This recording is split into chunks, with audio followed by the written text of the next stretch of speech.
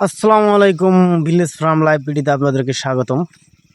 তো বন্ধুরা, কেমন আছেন? আজকে আপনাদেরকে দেখাবো বাগানে পানি দিচ্ছি, চারা পাতা কেটে ফেলে রাখছি, এগুলি পালাতে হবে, পরিষ্কার করতে হবে। পানি দিচ্ছি, মাটি শুকিয়ে গেছে। কলা বাগানে সবসময় বাগান ভিজায় রাখতে হবে, ঠান্ডা রাখতে হবে, না হলে গাছে সমস্যা হবে। মানে পানিতেই গাছ, পর্যাপ্ত পরিমাণ পানি যদি গাছে না পায়, মাটি যদি ঠান্ডা না থাকে, তাহলে গাছে সমস্যা হয়।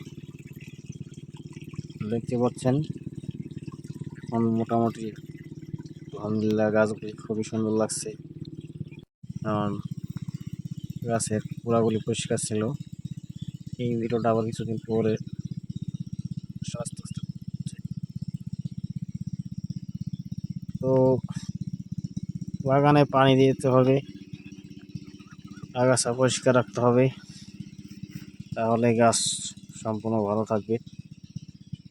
এবং গাছের গোড়া পরিষ্কার রাখতে হবে, তাহলে গাছে ভাইরাস হবে না, রোগ হবে না। আর বাগানে পরিচর্যা ঠিক মতো না হলে আপনার এই ভাইরাস হবে।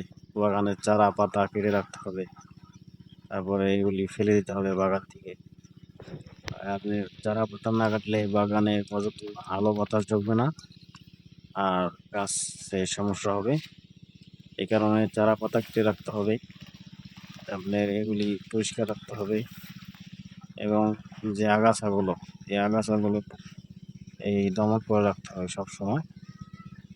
দেখতে পাচ্ছেন এখন মোটামুটি আগাছা ওরকম বড় হয়নি আমার বাগানে। কিছুদিন আগে এগুলি দমন করছি পুরো ওষুধের মাধ্যমে।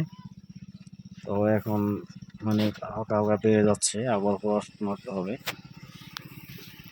তো ওষুধ মারবো অতি শীঘ্রই, ওষুধ মারতে হবে, মারবো, ওষুধ আবার দিতে হবে। তো বন্ধুরা, আমার বাগানটি কেমন লাগে আপনারা অবশ্যই কমেন্ট করে জানাবেন।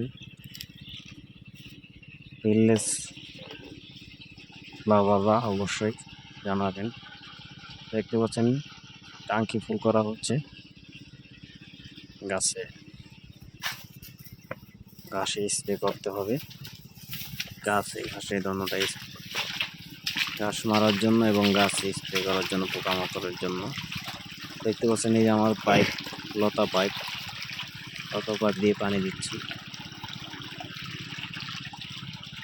পানির স্পিড এরকম একটা বেশি না, কম।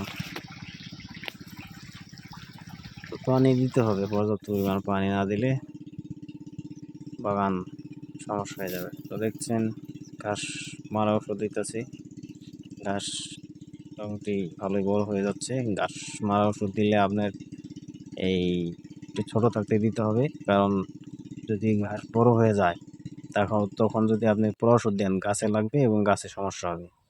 তো দেখছেন এখন কি সুন্দর ঘাস ওই নাই, ঘাসগুলো মরে গেছে।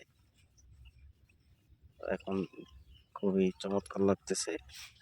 তো বন্ধুরা, ভালো থাকবেন, আল্লাহ হাফেজ। যদি ভিডিওটি ভালো লেগে থাকে অবশ্যই লাইক, কমেন্টস এবং আমাকে ফলো করবেন, সাবস্ক্রাইব করবেন।